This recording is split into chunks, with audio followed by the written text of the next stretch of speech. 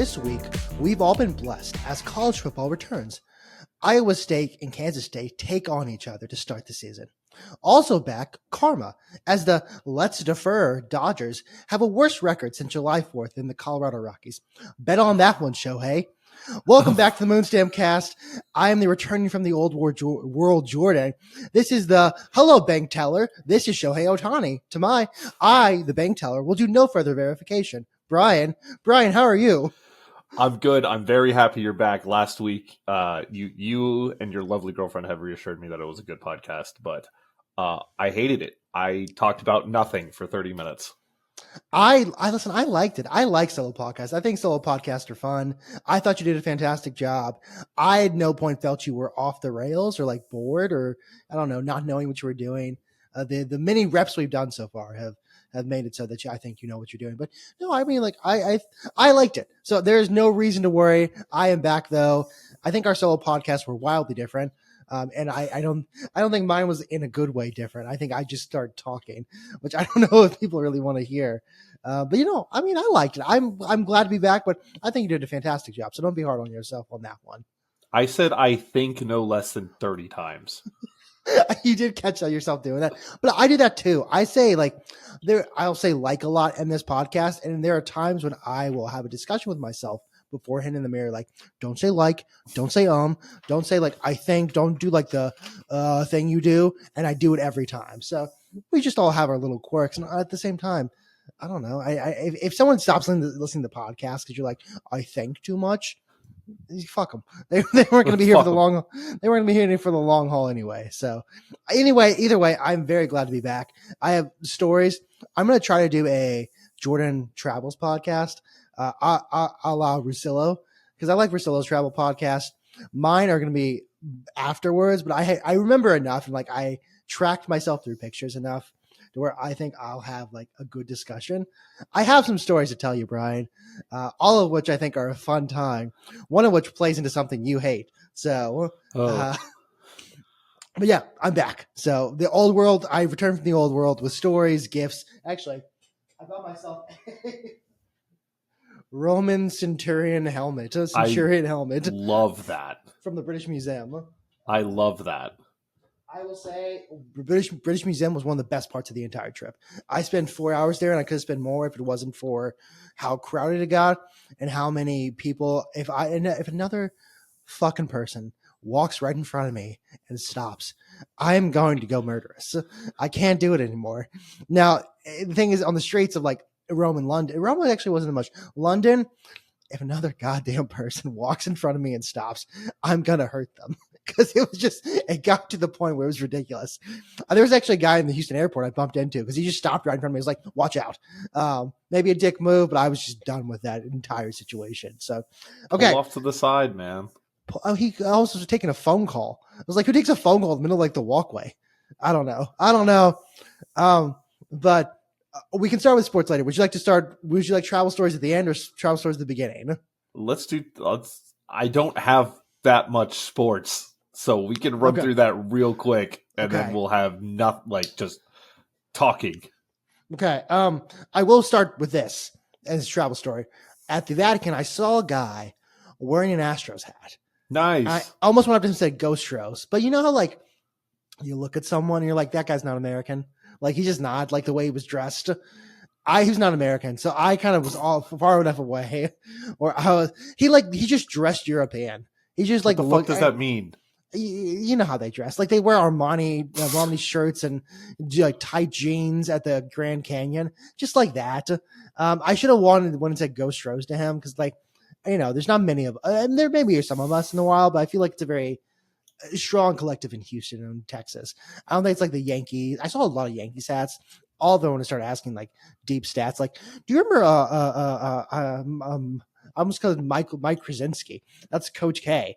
I can't remember the guy I was gonna talk about. Mike Mooney. I don't know. There was a picture of Mike whatever from the 2000s. I lost that already. But he wore an Astros hat. I should have said a Ghost Rose. I didn't say Ghost Rose because I was like, I don't know if he's gonna respond to me. I was also heat exhausted at that point. All that to say, the Astros, I don't really know what the fuck is happening. As in, like, I haven't kept up at all except for today's game, and that was a shit show in itself. So, if you have any insights, we've been ass. Mm. We scored today, which is huge. Mhm. I haven't done that in a while. We've been ass. Luckily for us, we play in the AL West, where Rangers and Seattle have also been ass. I think it's in the past 10. I think we're like 3-7. Seattle's 2-8, and the Rangers are 3-7. Don't quote me on that, but it's just been ass. We play in the division of ass. That's the beauty of the AL West. No matter how bad you are, there is always a couple teams that are worse. Which, as someone who has been in Europe and hasn't paid attention for the past 10, 15 days, that's beautiful to hear. I saw today's game where Framber in the first inning. I was at work at lunch and they were playing the game. I turned around, it was 0-0. I turned around again, it was 5-0. And I was like, oh, this is how this is going to go. But my bad, Astros fans. We're 4-6 in our last 10. Oh, that's still not great. What's crazy is we're 500 on the road, that's so different than what this team has been for this entire time since 2017, since we started the dynasty run. We're 500 on the road, and that's not how it's gone. We've kicked ass on the road for the most part. We couldn't win at home, which is except for one time. I mean, yeah. but no, we haven't won at home. Like, we've always been a great road team, but this year we're 500. Yeah, it's not been great. Okay. I did watch Carlos Correa and Bregman's return in a hotel in London. I was like, oh, Carlos, you're getting cheers. And poor Bregman got some cheers, and then he homered immediately. And then he boos for the rest of the night, which is exactly how it's supposed to be. People were like, you have to cheer him the whole time. No, you honor him for what he did. Thank you for all your service. He helped us win 2 World Series. You're Astros legend. You are forever going to be enshrined in Astros lore. You're still an active player on another team. Here's your flowers. Now go fuck yourself for the rest of the time that you're playing against us. I had this debate with my father-in-law, and he said that doesn't matter the player. If they leave Houston and they come back, you boo them. I thought of 3 players off the top of my head that I would refuse to boo. 1. Okay. Andre Johnson. Fair, when he came back as a Colt and as a Titan, I wouldn't have booed him. No. Andre Johnson. 2. It wasn't like he would like left in his prime. He left at the end. Yeah. 2. J.J. Watt. He gave everything to the city. I don't think the Cardinals ever came and played while he was active here. I don't think the Cardinals ever had a away game in Houston, so I don't know what the crowd reaction would not have booed J.J. Watt. 3. If Jose Altuve, for some reason, does not finish his career as an Astro, I don't care. I do not. Well, no, I care. Hold on. I care a lot. I do not care if he comes back and he plays for another team, minus the Rangers, minus the Yankees, minus the Dodgers. I will not boo him. Yeah, I think that's a fair list. I'm trying to think of anyone else in my head who you said like a Craig Biggio, but that's a whole other scenario, like a Jeff Bagwell, entirely different scenario. But he was a Astro for life. The only one on this list that hasn't left an Astro or the Houston team is Altuve, and he's still active. Yeah. I'm just saying the other 2, Watt and Andre, no way. Well, they also left at like late time. They gave everything they gave to the team, and the team given the front office politics of it all back in the day. We have kind of left that era at this point, but the front office politics, they didn't really leave as like, oh, I hate this city, I'm holding out. It was like, it just kind of happened. It wasn't like I'm in my prime and I'm leaving. It wasn't I would say Deshaun, but Deshaun was a very different situation. He deserves to be booed for more than one reason. But yeah, Altuve, I think Altuve will never buy a drink in the city again. He may never buy a meal in the city again. If you're a restaurant, don't charge him. Like, he's just given so much to the city at this point. So I would never boo him. I know there are fans who would boo them. I do think he plays for the opposing team. I don't care. Yeah. He brought us. He's the greatest Astro of all time, mm-hmm. and he has stood by this city through thick and thin over and over and over again. Carlos Correa, George Springer, who's the other? Bregman have all left. Those were the core four. They have all left. Jose Altuve has stuck in the city. He's going to hopefully retire an Astro, but even with the cheating scandal, he had the opportunity to get out. He didn't. With Scott Boras as his agent, who knows what's going to happen at the next contract negotiation. I do hope Altuve stays forever. With that said, if he leaves, I just will never hate him. Like it does, and even if he goes to the Yankees and wins their first World Series, then this is the ultimate daddy move. Oh my god! Yeah. Oh my! See, that's the thing. I would hate that because God, Yankees get number 28. But if Jose Altuve's on that team and he makes a difference in that team, he owns them. He's like, I beat the shit out of you alls in Houston for 9 years in playoff runs, and then I came here and won you guys a World Series. I own you. It's a real daddy's home moment. Like it would be. I can't think of another situation like that in sports where your hated rival comes and gives you the success you've been looking for. Of all the teams I want it to happen to, it's the Yankees. I say that like I don't want them to win a championship, but if they do, this is the perfect scenario for it to happen. Oh yeah. For them just to be like, it's an asterisk. As I like to talk about Houston, it's a bit of an asterisk. Like, we love it, but at the same time, it's not as fun as it could be. But with all that said, I agree. Yeah, cheer him for a second. Thank you for your service. We were glad you were here. We still love you. We love your salsa. I never had your salsa, but I'm going to pretend I love it. He's a beer now. No. It's a beer now? He's a beer now. Bregman Brews. There are too many beers. There are too many. This is my. There's too many beers. Like Jason Kelsey has a beer. I'm like, I like Jason Kelsey. Seems like a great guy. Kelsey. Fun time. I don't fucking need his beer. I don't need like most products from him. Only product maybe I need from him is like, hey, here's how you play. I don't know, how to play center video. That works for me. I don't really need a garage beer from him. Alex Bregman's on but at least with Jason Kelsey, I look at him and go like, he gets beer. He likes beer. He's a beer man. I've seen him at the Bills. He likes beer. Alex Bregman, I'm like Samuel Adams. It's a Samuel Adams beer. Is it a wait? Did he get the beer after he moved to Boston? Yes. Okay. Here's another hot take. I'll throw this one out there. You can't get a sponsorship with a new city unless you've been there for a year. You got to wait a second. You got to ingrain yourself a second. Like, listen, I've never lived in Boston. I can't name places in Boston. I also know Alex Bregman has never lived in Boston Park. Until now. What? Fenway Park. Yeah, Fenway. I mean, like different parts of Boston. Like, I know Southie. Like I don't know. There's Worcester, I think. I don't think I said that right. You should at least have to live somewhere a year. And I include HEB. Now, with that said, Carlos Correa is allowed to integrate him back into HEB videos because he is in the cinematic universe. The HEBCU includes Carlos Correa already. He's a returning character. But if Paredes wants to join the HEBCU, he has to wait a while. You got to wait a year. I don't know. That's a hot. I don't get. I agree with it for the most part. Why would it just feels a little soon? It's like listen, we broke up with Alex, all right? We were sorry. But then he immediately went and fucked someone, and he's doing a long-term thing with him as well. And I don't know if I love that. Okay? Just come back, wait a second, get your bearings, then you can start a beer thing. Also, there are too many beers. Don't need any more beers from people. Make a good beer. I don't really care.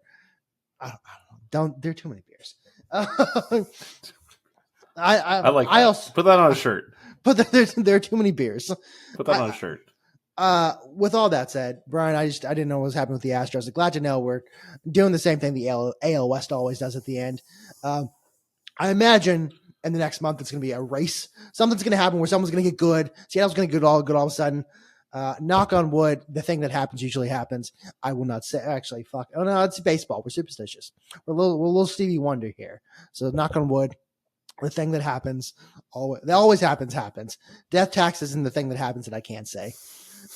But yeah, I don't know. Again, I don't know what's happening. I have notes as well about the MLB and the TV deal that's happening or not happening or maybe happening. I don't know if you've kept up with this at all because it broke last night. So MLB. So ESPN is shuttering its product. We already know all that. Uh-huh. Apple TV is also going to have the MLB business. So Friday Night Baseball no longer exists on Apple TV. Okay. Or will not exist. Don't hate that. So here's what's happening. Through 2028, MLB has a contract for with TNT and Fox, and that's for like playoff stuff. I think that's for regular season as well. Picking up Friday night and Sunday night baseball, NBC, which means they would have a full year of Sunday night. So Sunday night football, Sunday night basketball, and then Sunday night baseball. So they just own Sunday nights. They own Sunday nights. So what happens with the cross between football season, basketball season, and it's just football just going to be like, no, football's on. It's Sunday night football? I have zero clue. I don't know if the executives at NBC have said anything about that. Again, this is not a done deal, so I don't know about baseball. With basketball, these sports intertwine, guys. Yeah. The basketball and football, at least. Yeah, there is going to be some crossover. I don't know how they're going to, because end of football is kind of early basketball. It's still, though, it goes pretty far into it. I don't know how they're going to do it. I'm not questioning how they're going to do it. I have like kind of a love relationship with, maybe hate with NBC. Because like when I started watching the Premier League, because NBC got the rights to the Premier League, they did a fantastic job covering the Premier League. They did a good job putting on every game. And this was like 2013, 2014 through until maybe the beginning of Peacock, or like they had Gold or something like that. There was like NBC Gold or whatever, or Peacock. I don't know what it was, but like they did a pretty good job of showing stuff. Whereas ESPN had been pretty derelict in its duty. There's a hope within me that, given that Rob Manfred hates you and doesn't want you to watch baseball, it's my favorite thing you say. He just doesn't. He hates you when you watch baseball. That NBC will maybe, hopefully, promote this correctly. Do I have hope, given it's the Peacock era? Not really. They've cock blocked us with Peacock enough. At the same time, I do hope that the early Premier League days on NBC kind of translate to early baseball days, early basketball days. I'm not holding my breath at all. But they did a fantastic job covering that. So there's also other things as well in this, Brian, but I don't know if you have anything to say on that. Huh? I like NBC's coverage of most things. Like, I think they do a phenomenal job. To me, and this is a hot take, most people say that Monday Night Football is upper echelon the best. To me, Sunday Night Football is and was the best. Al Michael, when he was in his heyday, Sunday Night Football, the best. I also think Sunday Night Football has the best theme out of Thursday night, Sunday night, and Monday night. People say Monday night, but Monday night's a tradition. Don't get me wrong. There's the tradition with the Monday Night Football theme. I totally get that. But nothing gets me more amped up for football now than the Sunday Night Football theme. Oh, it's so good. And the thing, they redo it every week. Like Carrie Underwood does it. We're talking about two different things. Oh, okay. I was talking about the instrumental orchestra thing. I will agree with you there as well. I was going for I also agree with Carrie Underwood thing. Here's American Idol's got it right a couple times, really just two times. One time Kelly Clarkson, second time Carrie Underwood. They got that right. America got this right. Underwood was American Idol. Yeah, she was. I did not. She was like know season 6, maybe. I don't know. I just remember it was the season Chris Daughtry was on, and then there were other people. Whoa, yeah, Daughtry is whoa. That's a name I haven't heard in a long time. Funny enough, on the taxi ride from my hotel in Rome to the airport to go to London, Daughtry starts playing. And I leave it to my friend. I'm like, dude, this is Daughtry. I haven't heard Daughtry in years. And he's like, I've heard Daughtry recently. I'm like, shut the fuck up. I haven't heard Daughtry in years. There's like waiting for name in years. Yeah, there's like Waiting for Superman was the last song I ever knew they created. I think there was like a movie that used the song. I don't know. That's the last time I heard of Daughtry. I hope he's doing well. Great. He should have won, honestly, or he should have got him in second at least. Voting was screwed. But yeah, Carrie Underwood is a American Idol product. Huh? I have a question for you now. Yes. Now that we talked about the best thing, because these were two of my hot takes, and I'm glad we don't have to talk about them very much because we are approaching football season. Who's your favorite color coordinator? Can I say something? And can I be so honest with you? Don't say I fucking love Chris Collinsworth. Oh, okay. Oh, I mean, not great. That's not a good answer. No, that's not. But like, here's the thing. I will say, here's a guy in my daily life every day. We're like, here's a guy. And like, I think there was an account that did this for me. Like, he's not my favorite in terms of like color commentating, but like the guy I get most hyped to see the fucking slide in every week. I think it was PFT comment. Someone started doing like a out of 10 scale. I've started doing the out of 10 scale. I'm like, oh, that was a 4.2 this week. Wasn't a great slide. We can do a better slide next week.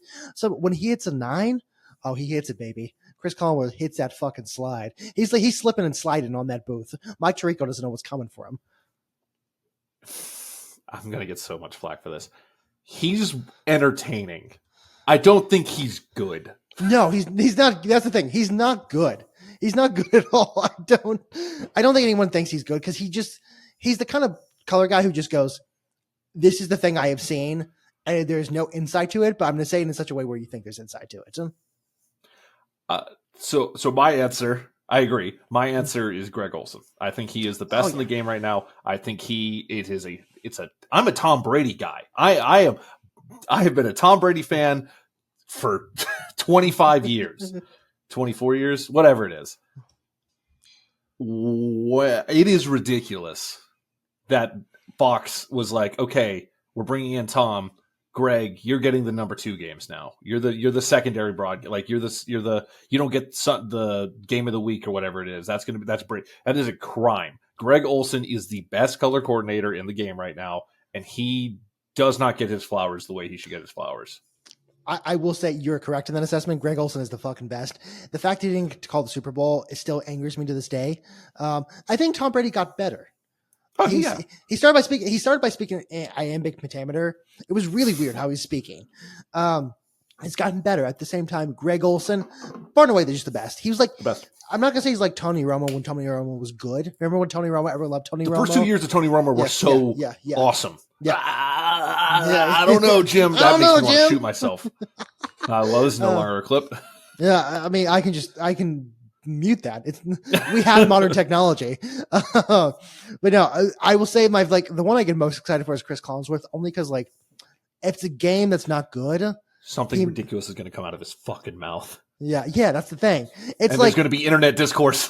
As a person, as a yapper who has said a lot of bad things on the internet at this point. A lot of things the internet has not loved. Most recently, my Houston coffee take. It was not loved. It wasn't hated. It was just a lot of discourse. I love Chris Collinsworth, and he's utterly ridiculous. And I think I find that fascinating in sports because there are very few utterly ridiculous people. There's like Bobby Firmino, which is a soccer thing. The most ridiculous human being I've ever seen. He did things that to this day, I don't understand. I try to think about it. I do not understand. His teeth are whiter than I choose the whitest thing you can think of, whiter than that. Chris Collinsworth's favorite because he's not commentator. He's like he's a personality. There we go. He's not a color commentator. He's a personality, and that makes it fun. And that damn slide. Okay, one last thing because it's still on topic. Best play-by-play right now in the game to me, as much as I did not like him a couple of years ago, is Joe Buck. Number 2 is Mike Tirico. Those are the best play-by-play. Jim Nantz is great too, but I think Tirico's pretty underrated. But I think Joe Buck he's so good, dude. And I have the bias because it felt like in the first World Series run that he was really cheering for the Dodgers. And then I found out that's just him. He doesn't have a favorite. He just every fan base tricks themselves that this national fucking play-by-play guy hates my team. Oh God, he's sucking off the other team. No, he's appreciating everyone. I had to get off of that. He's appreciating everyone, and there were several times that he was appreciating the Astros as well. Okay, one growing up is believing that Joe Buck is actually being young is believing Joe Buck sucks. Growing up is realizing Joe Buck is actually pretty great. And I don't tolerate Joe. I think Joe Buck hate kind of died, which I'm happy about. I still love Joe Buck. I will throw a little curveball in here, and I think he only does a couple because he's the number 2 guy. I don't know if he's actually done any. I can't think of any games he's done, but I'm going to say this as Iron Eagle. I fucking love Iron Eagle because he's the number 2 team on CBS this year. He's the number 1 guy on March Madness. There we go. The number 1 guy on March Madness. He's like the guy who calls the Final Four, the national championship. He is a phenomenal play-by-play guy. I can't remember if he did anything last season, but I do remember seeing that he was going to. He does do NFL for sure. Yeah, he's going to do football this season. Yeah, I like him a lot. I watched a quick clip to remember what his voice was. Yes, no, he's very good as well. With that said, Joe Buck actually is probably the best. And the thing is, like, he seems like he's having fun, which I appreciate. And I think maybe Fox didn't have fun at Fox. He's gotten so much better. With all that said, he's got so much better. I do love Joe Buck. I don't know if this is still the case.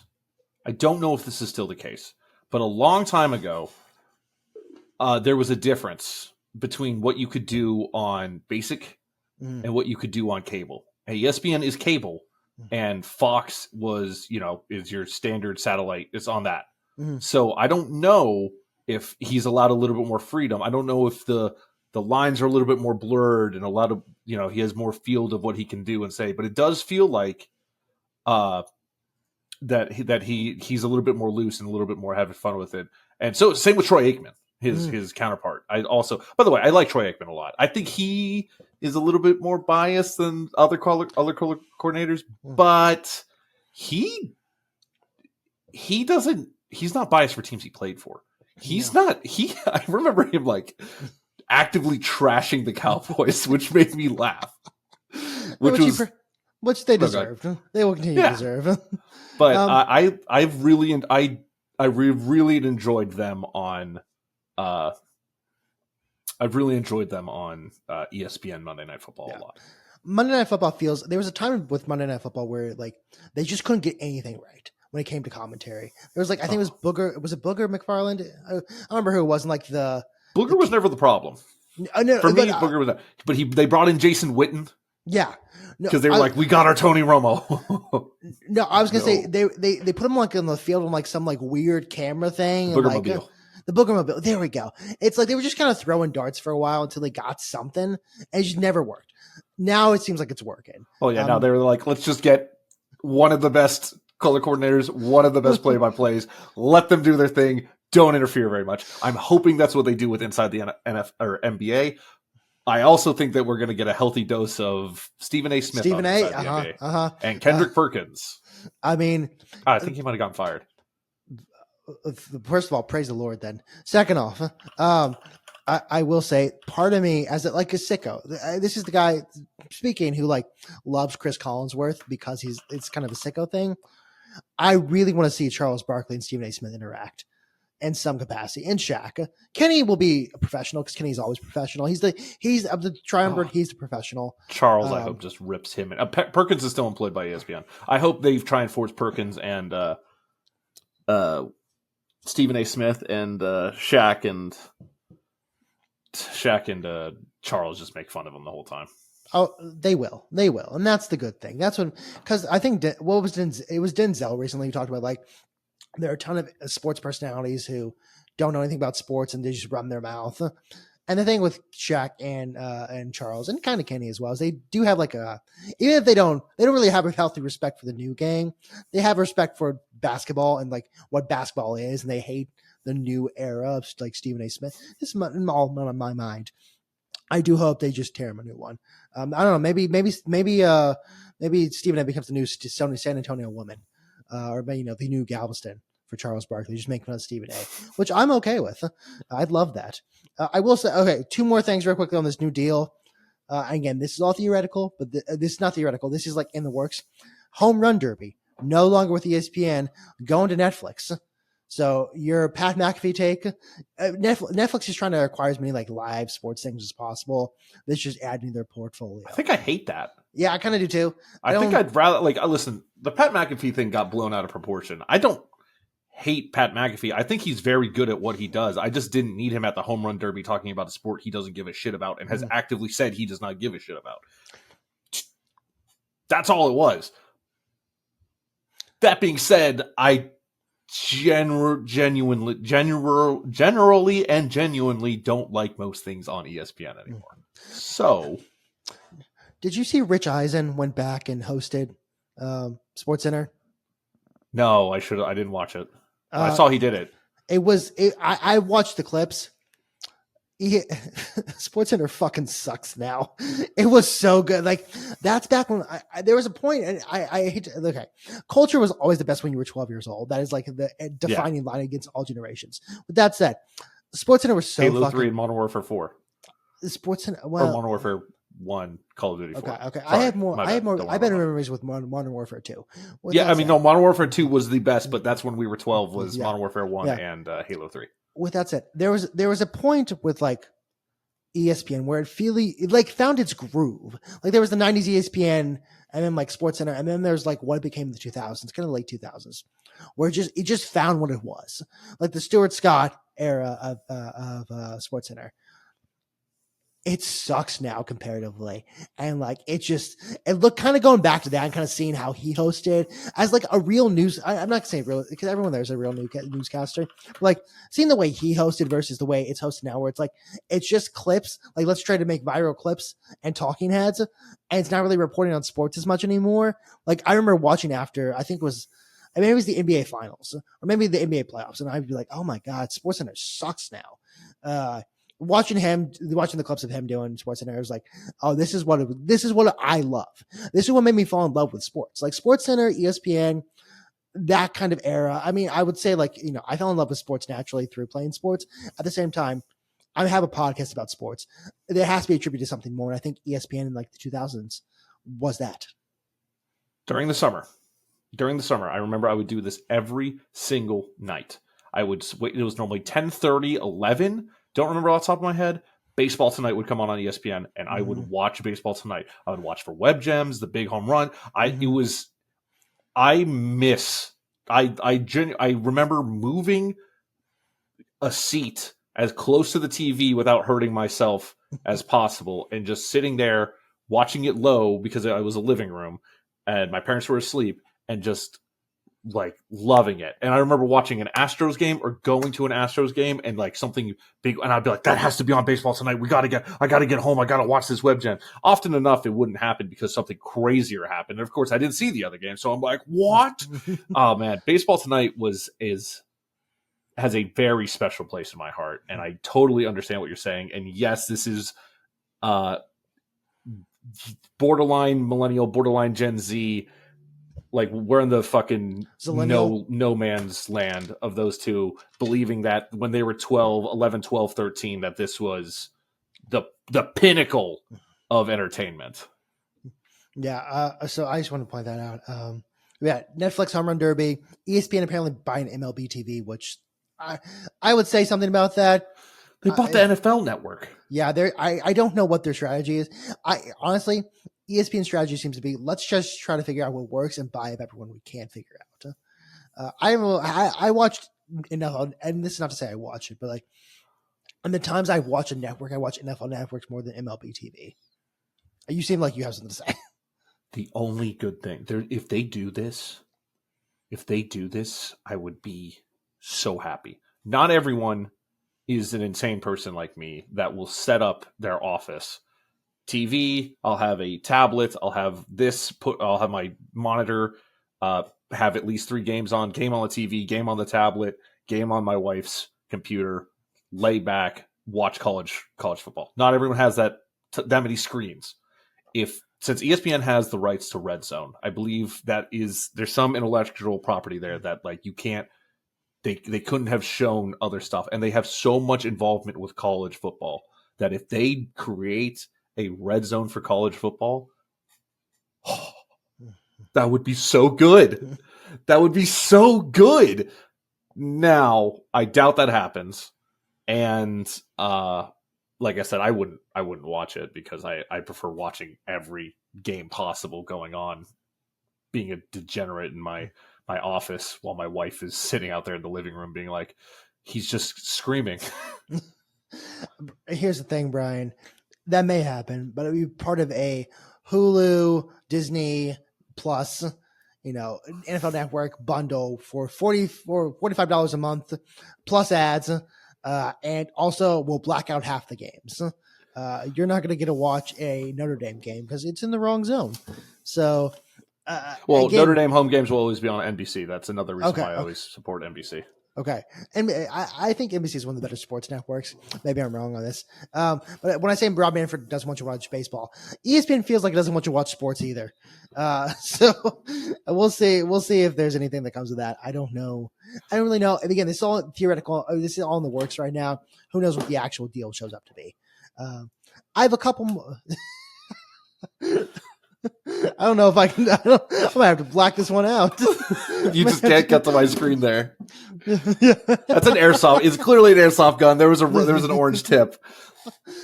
I don't know. I'll just black that out on YouTube too because they're gonna be mad about that on YouTube. I'm so sorry. You're good.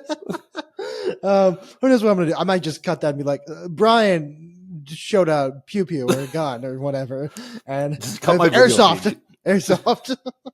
I have a couple more notes on sports, and if you want to, I can launch in a few stories that I think will make you laugh about my time. Go for it. Go in the for old it. world.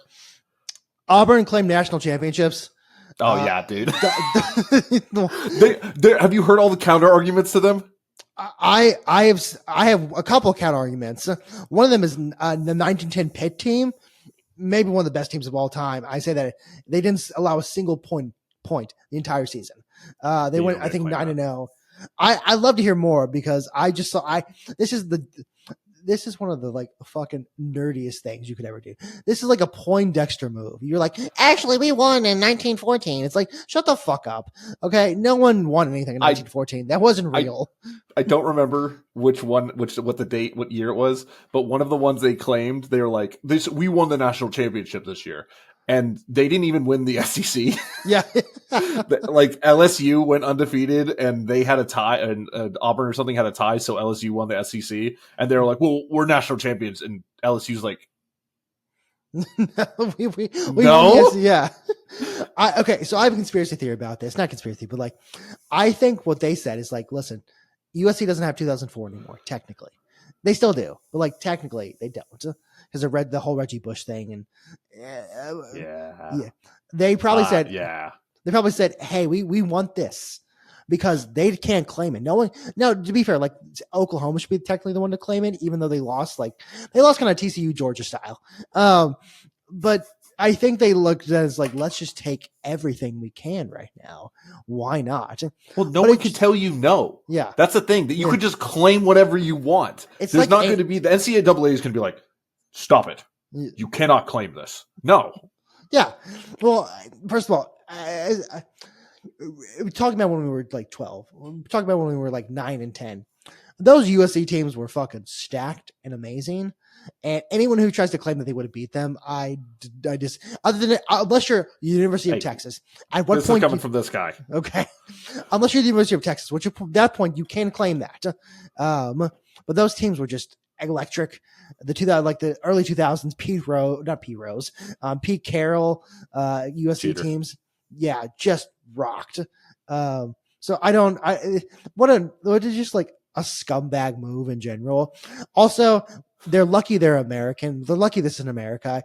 I have a whole thing that you can't claim championships during wartime.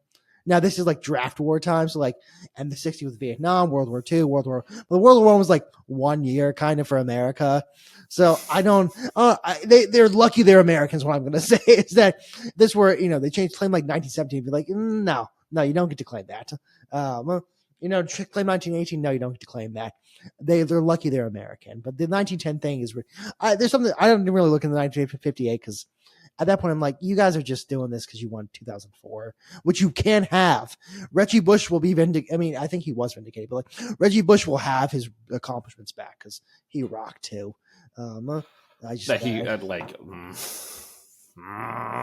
He was awesome. Yeah, he was. Brandon, I could say he was awesome. I can be your anger translator. He was great. He was amazing. He's one of those, we look back at like the Cam Newton, we're like, that guy like defined quarterbacks for college quarterbacks for us, like for a generation. Reggie Bush did the same thing. And I think to this day, he still defined. I mean, Ashton Giante rocks. Nothing on Reggie Bush. Nothing on Reggie Bush. Some stat nerd may come at me and be like, actually, that's quite a take. That's quite I'm okay saying that. I loved Reggie Bush, and I still continue to love Reggie Bush. Kim Kardashian sucked the soul out of him. That's why he didn't play out in the NFL. That's the only way I have to have my spend zone somehow, and that's why it didn't work out. Moving on. Ray J that you made the sex tape with? Yeah, it was Ray J. Yeah. Eskimo Brothers. I wonder if they ever talk about that. I don't know if they've ever met. Kanye West too. What a weird trio. What an odd trio you got there. Pete Davidson. Yeah. He's kind of the odd one out there. He's like the autistic friend at the party. You're like, dude, he fucks some of the most beautiful women in the world, and it's insane. Yeah, because he's okay. I remember whenever I was in college, and I had a friend, and this friend I loved to death. He did have to escape the city because he didn't pay some people some things. Love him. Yeah. What the fuck? I had some weird friends. I can tell you afterwards, Brian. I can't say some of the words. But there was a girl who I knew who was like in love with him. And I was like, oh yeah, like awesome. Like, and she's like, he's just so dirty. And I just like loved like the grime on him. I'm like, he's not, what do you mean he doesn't shower? He's like, no, he's just like, he takes Adderall and he's dirty. And I was like, what the fuck? And I feel like Pete Davidson has the same effect on women where it's like, he has tattoos and he's just dirty. It's like, well, no, he just like does hard drugs and has tattoos. Like, it's not like he's this odd like guy who works in the fields. It's not like he's like out there, like doing hard labor on a construction site. Yeah. Hey, can I just say this real quick? Yeah. I'm really, really fucking happy that this fell into my lap. Essentially, this was just a random Snapchat story about, hey, my cat's judging me while I dance. And she was like, hey, I remember this guy from years ago that I met one time. I'm going to reply to that and say, that's funny. My dogs do the same thing. And I'm very happy with that you found your significant other, because holy shit, dating in this time and era sounds like actual hell. To be fair, that was in 2018 or 2017 or maybe 2016, one of the three. So it was a long time ago. And that fucking sucked. Yeah. All of it sounds like hell. All of it sounds like it, but that's to say, that's what I think Pete No, it couldn't have been that long ago. When did Kim K? No. I was talking about my thing. Oh, okay. I was talking about my thing. That was not that long ago. That was like a couple of years ago. That was maybe 2 years ago. That was 2022. Yeah. When did Kanye run for president the first time? I don't remember. 2020? I don't know. I haven't kept up. I'm not. I don't know. Last night on college football, UNT QB situation. QB Drew, and I'm going to try to say this name. Drew Mestamaker Haas, something like that. He was named the starting quarterback, and this is why we love college football. He was a walk-on. The first game he started since 9th grade was last year in the bowl game, which UNT won. He's been named the starting quarterback this year. Awesome story. Cool story. I can't wait for college football. It starts this weekend. I'm so excited for it. I was looking at like the times today. Welcome back. I'm excited. So I do have one thing, a return of a segment. Okay. We'll get there. Okay. It's just the bet. It's Brian's bets. Okay. Oh, Brian's bets are coming back, baby. I'm gonna do it off the rip. I forgot. I'll do it for week 0. I'll have it's mainly for the NFL season. Okay. But this is week 0 college football. I'll do it off the rip. I haven't looked at the lines. I'm gonna do it live. Okay. Perfect. Couple last things. One, Daniel Jones is starting quarterback for the Indianapolis Colts. What a great. I actually am starting to come up with a theory or like a kind of a thought process that the Colts are cursed ever since they did the thing to Andrew Luck where they tried to kill him accidentally or indirectly they tried to kill him. I think they're cursed to always never be able to name a quarterback consecutively or have a good quarterback ever again. Anthony Richardson was supposed to be that guy. Obviously wasn't. He had issues on the field. He just like I say that as like I like Anthony Richardson, but I don't know if I would trust my team with Anthony Richardson. I say that with love. And so they went with Daniel Jones, who again, I actually don't know if I trust my team with Daniel Jones. But I would say I trust him less.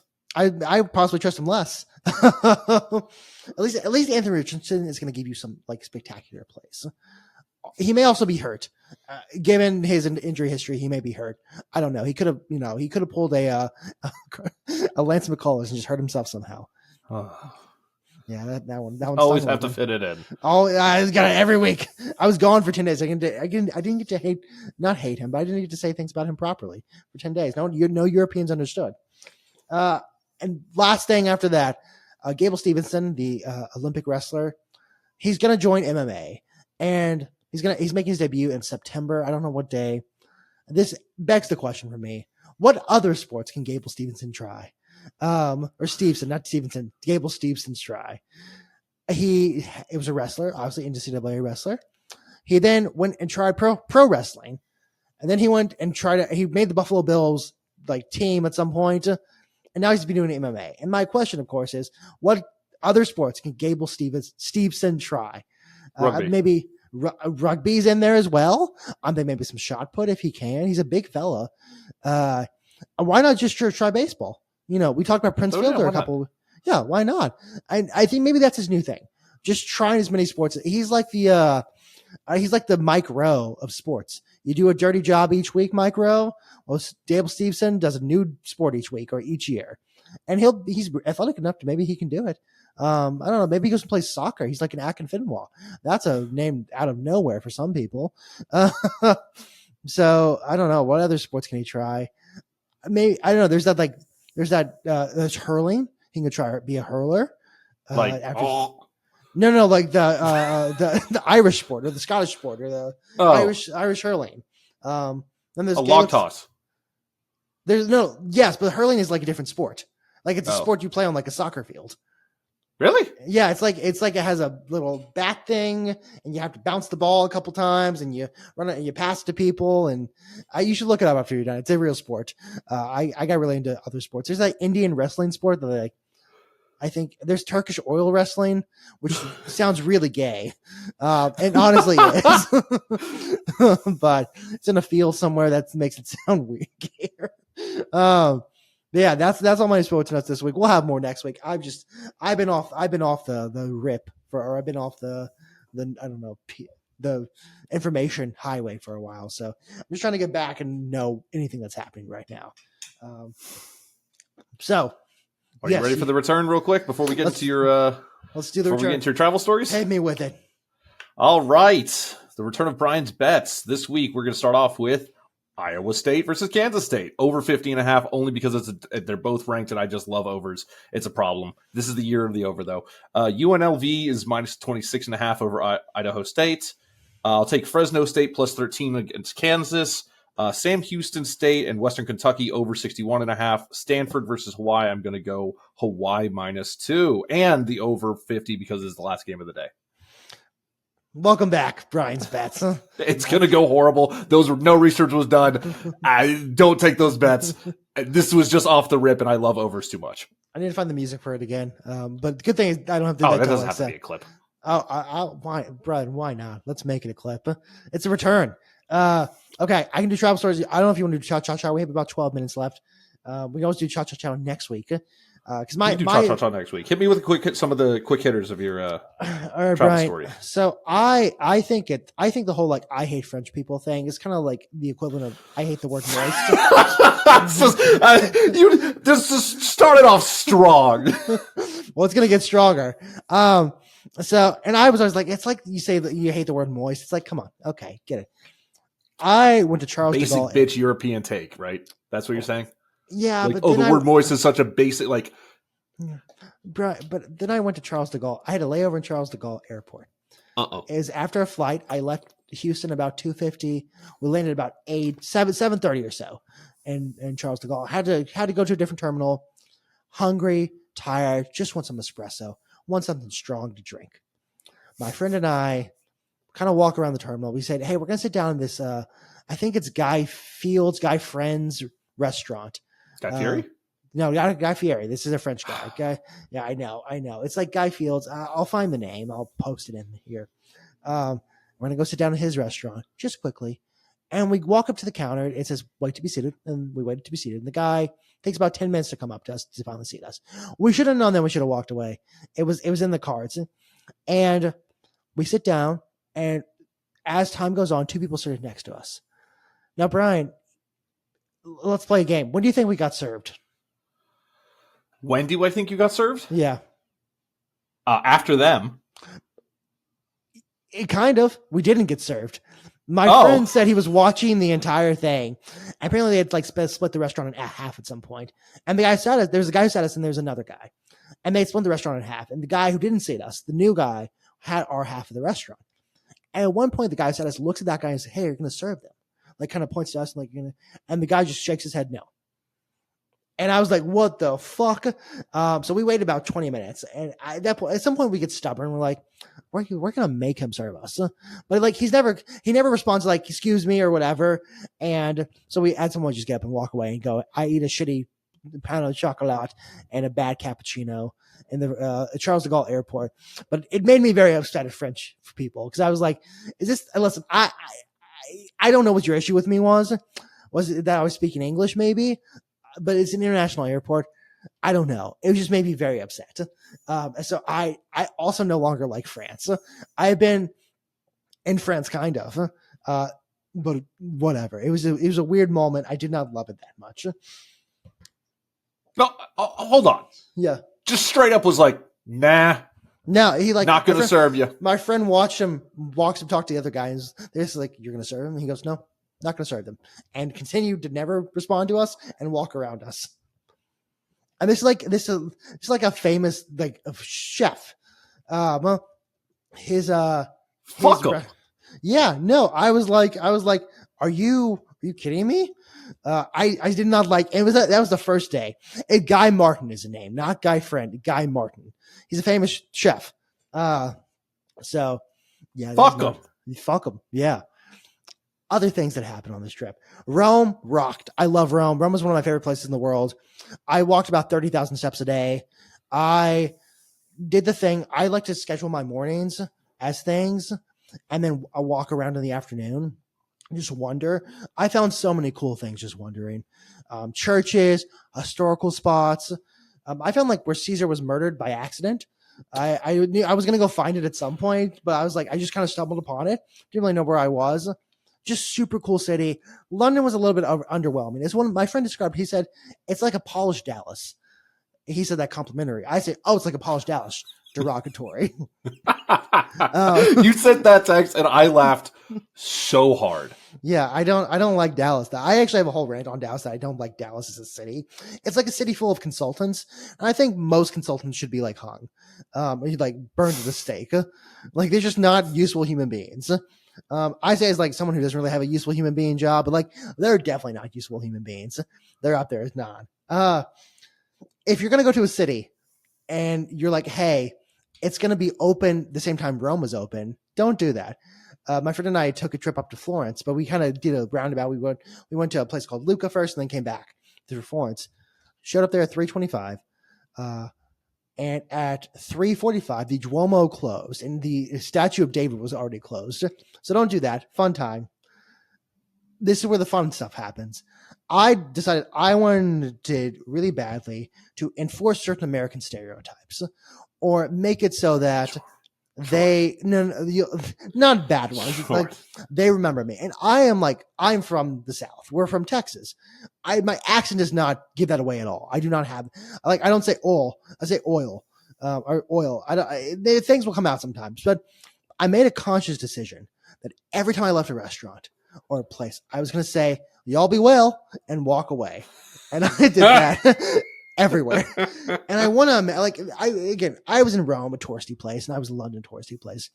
But I want to imagine, I reinforce this weird stereotype, Southern Americans talk really weird, or they're just talk like that. And that's the thing we say. No one here says that. That's not like a famous, going away greeting. It's not a famous goodbye, but every single restaurant, every single store, every single place, if I met someone, I just end with "Y'all be well." You are an animal. Actually, I was pointing on the tube, and the tube was packed that day because there was some sort of issue with the Piccadilly line. And I got on the tube, And some girl, like, kind of, I found out later she's from Atlanta, starts going off. And she's like, how do y'all live this way? Stop pushing, blah, blah. And she looks at around, she zeroes in on me and another woman and go, how do y'all live this way? And I look at her and go, I'm from the same place you are. And she goes, oh. And and again, I get talking to her and another woman, the other woman. I was like, yeah, no, I think it's just something issue today. I was like, I wasn't going in on Monday. I was like, people are pushing. That's not good, but this is an issue. As I left, and I knew she knew this wasn't a thing that happens. As I left, I go, y'all be well, and walked out. So you're getting the Americans you were fighting too. Yeah, no, I was trying, like, she's from Atlanta. So, like, it's the Southeast. I don't know if they're going to do y'all be well, but they're more y'all be well than I think Texas is y'all be well. That said, I don't know if but everyone else heard it. And that's all that matters. Really good bit. Yeah. I love that bit. It doesn't harm anyone. It's not like annoying or rude. It's just like, one day they go home like, yeah, like they'd say y'all be well. Americans, they really want us to be well. Yeah, they really want you to be well. It's one fucking guy who went over there with a bit in mind. So I thought, everyone, Rome, London, if y'all heard a guy say y'all be well in the past week, 2 weeks, that was me. Last thing, I did enforce one American stereotype, and I didn't mean to, but I did. So our last day in Rome, we're at a restaurant outside city because it's a nice cool 90 out there. But it's like a dry heat and a warm, like humid heat. Sitting outside at a restaurant, I get my octopus salad, my whatever in Papa's. I see a couple standing right next to us, and the woman she goes, "Y'all need to come try the sandwich shop. This is the best sandwich shop of all time. We love the sandwich shop." And I go, "Oh, okay." And then I hear her boyfriend, who I come to know his boyfriend later, thick Southern accent. I'm like, oh, I can play ball with this. I can play some ball with this. Oh, no. And we start having a conversation loudly in the middle of the street. And he is drunk. He is clearly drunk. And he is packing two 11 milligram Zins. And that guy, he's like 6'2", 300 pounds. Good old Georgia boy, I come to find out. I didn't mean to be loud, but I was getting into the conversation. I felt comfortable. I was like, this guy's fun. We're talking about our time here. He's going to Dublin. He's like, yeah, I'm going to drink so much Guinness. I'm like, brother, I'm going to London. I'm going to drink so much Guinness. And then at one point, the waiter comes in and looks at them and goes, do you guys want to sit next to your friends? Offering them a table right next to them. They go, no, we're waiting for sandwiches. So I did enforce one American stereotype while I was there, but I'm going to try to do the whole thing on a podcast about every experience I had. I had a lot of fun experience. There's a drunk, bald Englishman who told me I was not going to be allowed on my flight multiple times. Why? Because I was also drunk in the bathroom. And then we met in the bathroom, and he was like, I think he heard my voice and he goes, oh, this guy. And then he just kind of repeated that throughout the entire night as we sat outside. He kept looking at me. He's like, they're not going to let you on the plane. And just like kept doing that to me. Oh, so he's having fun with it. He wasn't being a dick. No, he was a dick. He was like, he looked like what I would imagine a Newcastle fan looks like. That's a very, fucking. It's a relatively niche thing. He looks like the true Geordie, but fatter. But it was a fun time. I have a lot of stories of things that I did on that trip, enforcing American stereotypes. Some things I learned that I think a lot of Italian coffee is bitter. I was not impressed by it. I was impressed by the countryside. But all that and more shall come later. Brian, we have about 2 minutes left. Do you have anything else? No.